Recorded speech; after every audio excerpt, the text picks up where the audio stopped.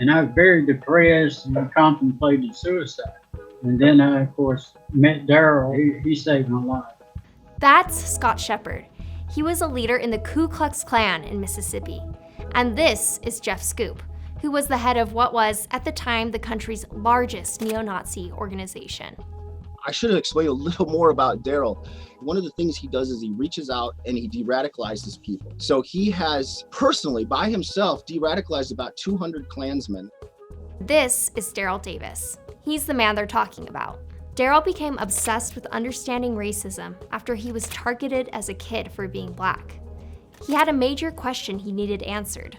How can you hate me when you don't even know me? He's been trying to answer that question ever since. He went to the people he knew hated him the most: members of the Ku Klux Klan, white nationalists, and neo-Nazis.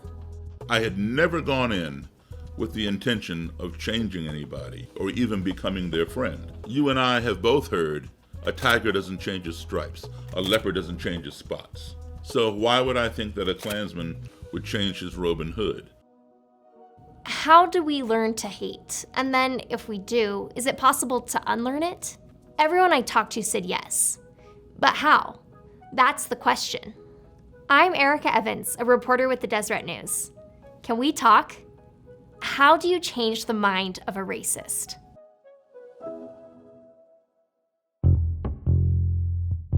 We learned a few things from the way Daryl talks to people with racist views.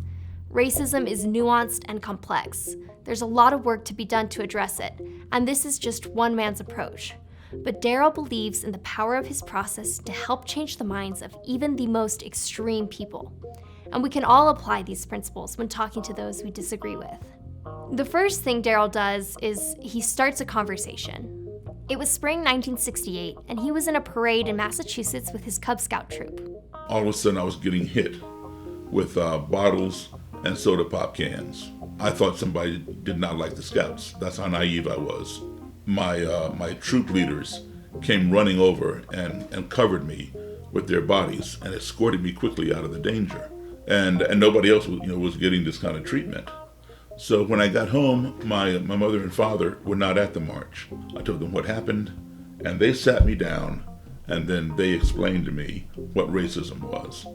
Daryl had grown up overseas for much of his childhood. He'd never experienced any different treatment because of the color of his skin. My 10-year-old brain could not wrap itself around the idea that somebody would want to hurt me who didn't even know me. So I did not accept their explanation because I could not comprehend it.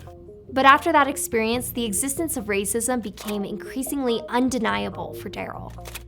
On April the 4th, that same year, Martin Luther King was assassinated. And every major city in this country burned to the ground, all in the name of this new word that I had learned, racism. Daryl grew up to become a talented musician and played all over the world with other artists like Chuck Berry. All the while, he was trying to understand why racism existed. All kinds of people came to Daryl's shows, including members of the KKK. Music allowed Daryl to communicate with these people, and he got an idea.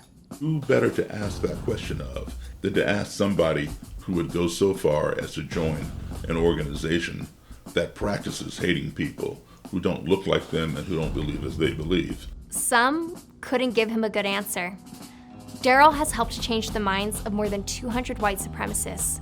In fact, more than 50 Klansmen have given him their robes in penance. Next, Daryl knows if you're going to have a conversation, you have to be willing to listen, even if you disagree. Jeff says that for all of their flaws, members of the National Socialist Movement, or NSM, valued respect. Daryl respected Jeff enough to listen to him. Daryl's willingness to listen is also what attracted another friend, Scott Shepard. Daryl didn't just reach out with a handshake or anything like that. Daryl opened his heart. Daryl sat down with me and we talked several times. We just kind of built a relationship starting from music, and it's grown into Daryl's not just my friend, Daryl is my brother. The lesson I think that needs to be learned here is that when you treat somebody else with dignity and respect and trying to understand them, and give yourself a chance to hear their story as well, and they'll listen to yours. I mean, it's incredible. Daryl also gets to know people up close. He's learned to recognize the humanity even in people who say they hate him. And I heard him tell the story about when he was a boy in the Cub Scouts and people are throwing rocks at him. And here I'm thinking about my own children at that age. What if they were at a parade and somebody was throwing rocks at them? And it just horrified me. It was like, wow, I never put it into that perspective. The people who hate you might have learned their behavior from people who hated them. Or maybe their anger comes from hating themselves. I had to take a cold hard look in the mirror. I found out what the problem was, and the problem was Scott Shepherd. I was the problem. Here's Dr. Steve Taylor, a psychologist at Leeds Beckett University in England. Racism is basically a psychological issue. It's rooted in a sense of dissatisfaction. It's rooted in a lack of a sense of identity. You want to project your own self-hatred. You want to project it out of yourself. So you scapegoat other groups. But Dr. Taylor says that in the end, these instincts won't really satisfy most people's need for belonging.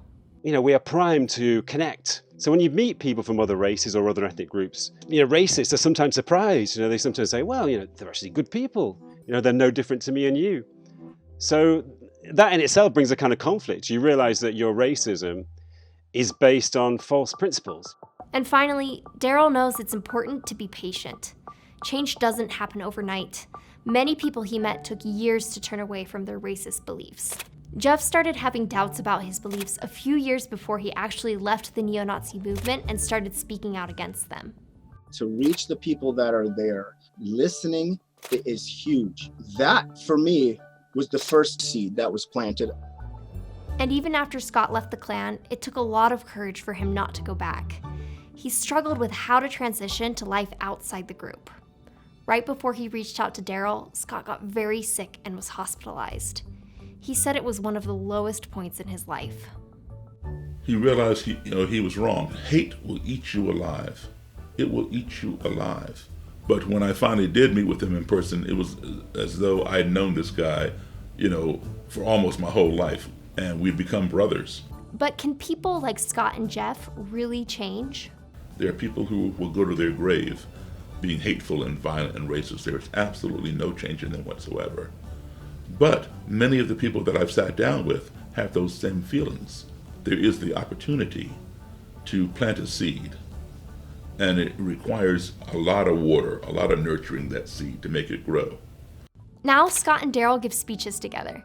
Daryl introduced Scott to Bernice King, the daughter of Dr. Martin Luther King Jr.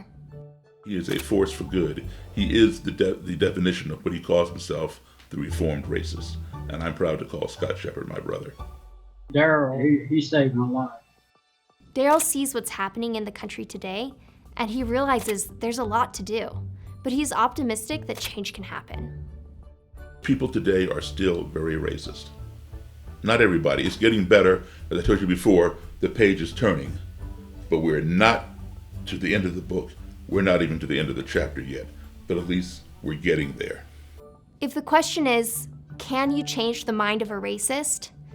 Daryl would say the answer is yes, if we can help them remember that they are human first. Thanks so much for watching. If you like what you saw, give us a like, and if you want to see more videos like this, don't forget to subscribe.